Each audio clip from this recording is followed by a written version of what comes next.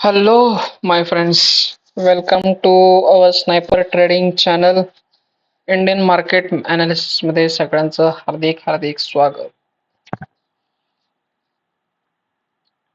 निफ्टीचा chart open आहे आणि Nifty मध्ये सध्या म्हणजे जर समजा कालचा जर व्हिडिओ कोणी बघितला तर काल मी म्हटलं होतं की निफ्टी मध्ये म्हणजे एका डायरेक्शन मध्ये तर चांगली कॅन्डल क्रिएट होणार आहे, ती क्रिएट झाली काल.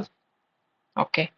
आणि आज बेसिकली थोडंसं निफ्टी साइडवेजच होतं. निफ्टी ऑलमोस्ट डाऊन साइड आली, अगेन अप गेली, परत डाऊन साइड आली, ही कम्प्लिटली साइडवेज. म्हणजे आज सेन्सेक्सची एक्सपायरी होती, बट निफ्टीमध्ये सगळी साइडवेज कॅन्डल क्रिएट करून गेली. म्हणजे इथं थोडंसं प्रॉफिट, म्हणजे इथं थोडंसं कोणी घेतलं असेल, ही लेवल जिने कोणी मार्क केली असेल त्याला जबरदस्तच प्रॉफिट मिळाला असेल. ठीक आहे, म्हणजे जबरदस्तच एकदम. सो असं सध्या निफ्टीचं आज स्ट्रक्चर होतं. एकदम एकदम कम्प्लीट साइडवेज. म्हणजे काय एक्झॅक्टली शेवटी झालं ते काय कळायला काय आपल्याला मार्ग नाही, एक्झॅक्टली काय झालं होतं. सो ओव्हरली तर आता सध्या असं दिसतंय निफ्टीचा गोल.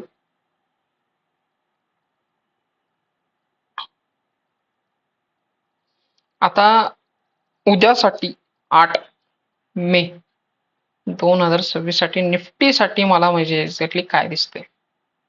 सो बेसिकली निफ्टी पॉझिटिव्ह तर दिसते. या बेसिकली अजून तरी काही म्हणजे ह्या झोनच्या वरती अजून तरी काही क्लोजिंग आलेली नाहीये. ह्या सप्लाय झोन मधनं ती जी काही रिॲक्शन आली ती आली सध्या. अजून तरी म्हणजे एक्झॅक्टली अशी काही म्हणजे एकदम बुलिश मोमेंटम आले असून अजून तरी कॅश काय झालं नाही. जर समजा ह्या लेवल पासून ते ह्या लेवल पर्यंत जर समजा मी फिबोनाची लावला, सो बेसिकली असं दिसतंय की निफ्टी ह्या लेवल पर्यंत कदाचित येऊ शकतो. इथंपर्यंत 15 मिनिटाला थोडंसं आपण चेक करूया की एक्झॅक्टली काय लेवल आहे. ओके, ही लेवल पर्यंत येऊ शकतो निफ्टी. आणि तसं दिसतंय पण आहे. म्हणजे ही ग्रीन कॅन्डल आणि ही रेड कॅन्डल 15 मिनिटाला जर बघितला तर ही शूटिंग स्टार झाली उलटी, पण त्याच्यानंतर एकदम सेलिंग जे आहे ते एकदम स्लो झालं. म्हणजे स्लो झालं प्रत्येक वेळी, म्हणजे बाहेरचा स्लो आहे त्याच्यामध्ये, सेलिंग पण थोडंसं म्हणजे आहेत मोठ्या मोठ्या कॅन्डल, पण अशा एकदम पण शार्प रेड कॅन्डल नाहीयेत. सो बायर्स तर दिसतात मला इथे. सो आणि जर ह्याचा विचार केला तर सध्या बेसिकली, आणि जर समजा हिथून घेतलं, सो डेफिनेटली म्हणजे निफ्टी ह्या लेवल पासून म्हणजे हिथून किंवा होतं म्हणजे ह्या लेवल पासून तरी या फेअरवेल एरियापासून तरी निफ्टी रिॲक्शन करू शकते उद्यासाठी असं दिसते.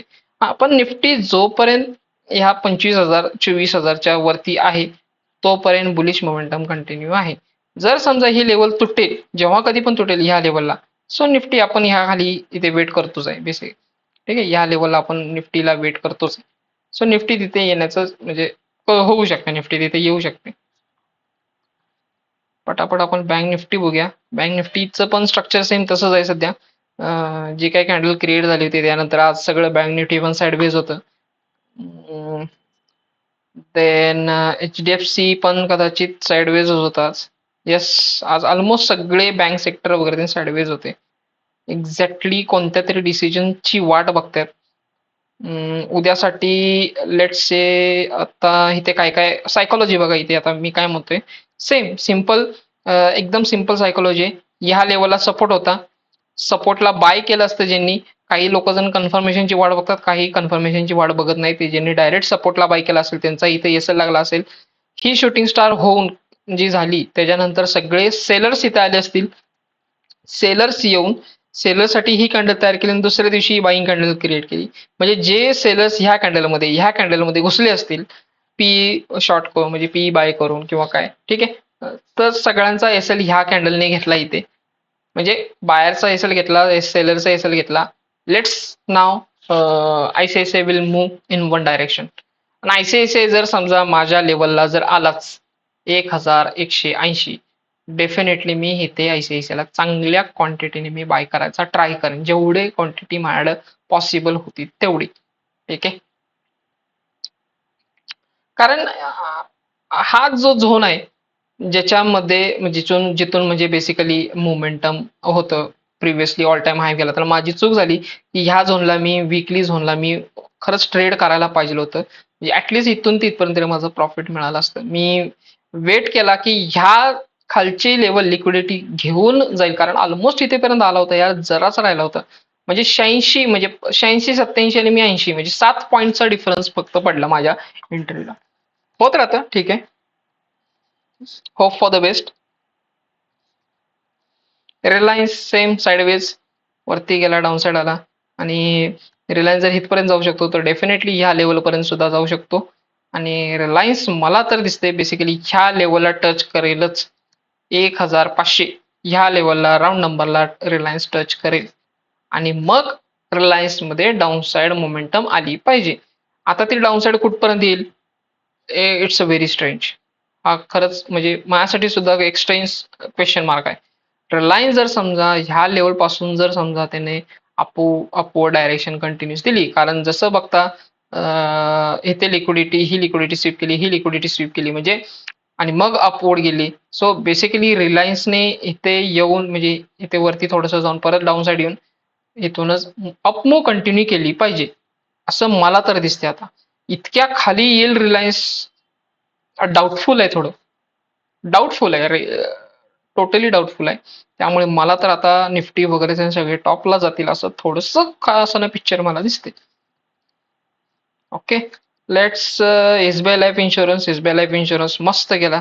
इतके दिवस कन्सोलिडेशन झालं, आठवडाभर टोटल 1 2 3 4 5 5 दिवस कन्सोलिडेशन झालं, आणि एक मस्त ग्रीन कॅन्डल, एक नंबर कॅन्डल झाली. इवन ह्या लेवलला आपण ट्रेड घ्यायला पाहिजे होता, ट्रेड घेतला नाही. दॅट्स अवर मिस्टेक, म्हणजे ती माझी पण मिस्टेक आहे. Okay, so this is how Nifty, bank Nifty सध्या पॉझिटिव्ह आहे, बँक निफ्टी पण पॉझिटिव्ह आहे. बस फक्त ही जी लेवल आहे, जोपर्यंत ही लेवल मेंटेन आहे, याच्या लेवलच्या खाली जर आला तर निफ्टी डाऊन साइड, आणि इथून जर वर गेला तर डेफिनेटली निफ्टी तुम्हाला 25,000ला बघायला मिळेल. लवकरच निफ्टी आपल्याला 25,000ला सुद्धा बघायला मिळेल.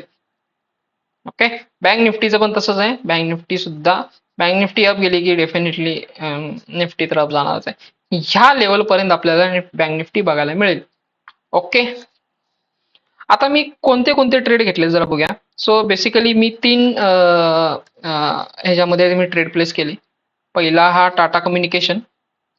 टाटा कम्युनिकेशन मध्ये माझं ट्रेडचं लॉजिक काय आहे, सो बेसिकली जर बघितलं तर एक इथे प्राइस थोडीशी कन्सॉलिडेटेड झाली, आणि प्राइस मध्ये मोमेंटम चांगलं होतं.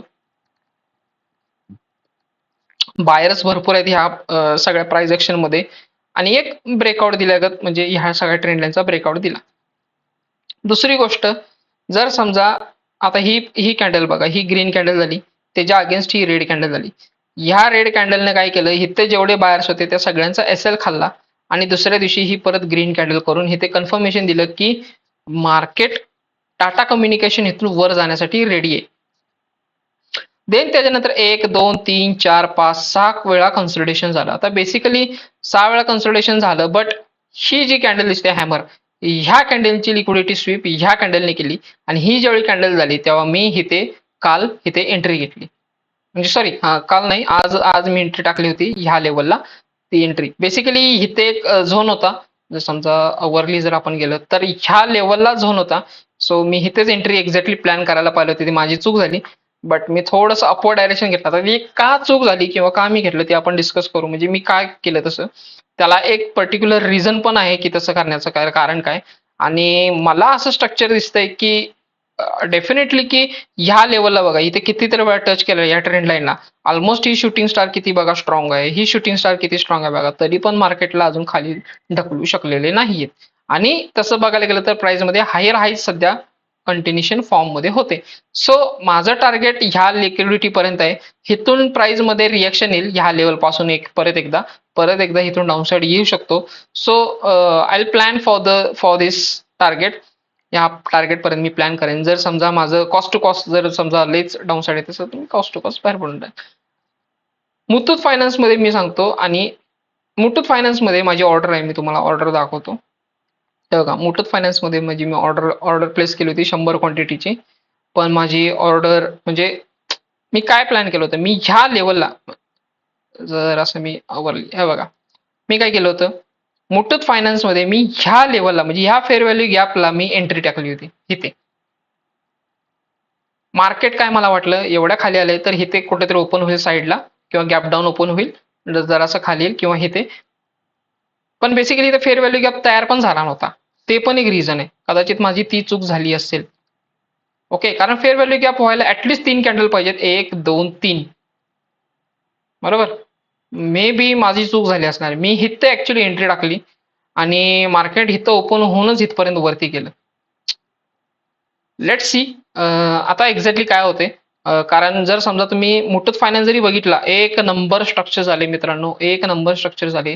त्याला रायझिंग वेज असं म्हणतात, तुम्हाला कदाचित माहिती असेल. एक फॉलिंग सेलिंग पॅटर्न आहे. बेसिकली जर समजा सेलिंगचं स्ट्रक्चर बघितलं तर एकदम इतकं काही खास सेलिंग स्ट्रक्चर नाही. ओके, ट्रेड घेण्याचं कन्फर्मेशन कुठं आलं मला. पहिली गोष्ट म्हणजे मुठूत फायनान्समध्ये ह्या जो आहे हा मंथली डिमांड झोन आहे. मुठूत फायनान्समध्ये हा जो झोन आहे हा मंथली डिमांड झोन आहे. मंथली डिमांड झोन मध्ये आल्यानंतर ही जी काही कॅन्डल क्रिएट झाल्या, ग्रीन कॅन्डल, ओके, आणि देन त्याच्यानंतर ही जी काही प्रकारचा सेलिंग झाले, म्हणजे ही सेलिंग कसं झाले, किती स्लो सेलिंग झाले, म्हणजे ह्या रेंजमध्येच अजून प्राइस खेळत होती. देन त्यानंतर ही हॅमर तयार झाली, ही एक्साइटिंग कॅन्डल क्रिएट झाली. डेफिनेटली की ह्या कॅन्डलने अजून काही ह्याच्यावरती क्लोजिंग दिली नव्हती, बट ही जी हॅमर झाली, देन त्यानंतर ही कॅन्डल झाली. सो मी इथे शुअर झालो की ह्या स्ट्रक्चरमध्ये पॉझिटिव्हनेस तर आहे. आणि काल व्हॉल्यूम जरी बघितलं तर व्हॉल्यूम पण खूप स्ट्रॉंग होतं. व्हॉल्यूम पण खूप स्ट्रॉंग जनरेट झालं होतं.